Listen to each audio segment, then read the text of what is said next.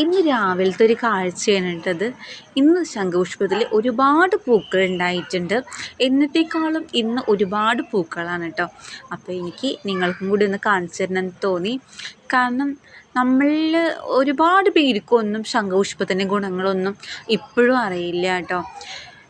എൻ്റെ കൂടെ വർക്ക് ചെയ്യുന്നവർ തന്നെ ചോദിക്കും കേട്ടോ, ഇത്രയൊക്കെ ഗുണങ്ങളുണ്ടോ ശംഖുപുഷ്പത്തിനെന്നൊക്കെ.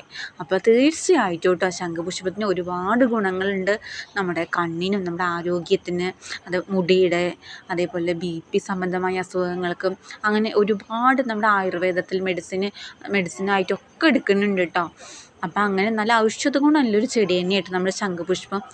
അങ്ങനെ ഒരുപാട് പൂക്കൾ കിട്ടിയിരുന്നു ഞങ്ങൾക്ക്. അപ്പോൾ ഡെയിലി ഞങ്ങൾ എന്നും ഒരു 3-4 പൂക്കളിട്ടിട്ട് വെള്ളം തിളപ്പിച്ച് രാവിലെ കുടിക്കാറുണ്ട്. അപ്പോൾ ഒത്ര അധികം കിട്ടുമ്പോൾ ഞങ്ങളിങ്ങനെ ഉണക്കി സൂക്ഷിച്ച് വെക്കാനാണ് കേട്ടോ പതിവ്. ഒരു സീസണാണ് കേട്ടോ അത് കഴിഞ്ഞ്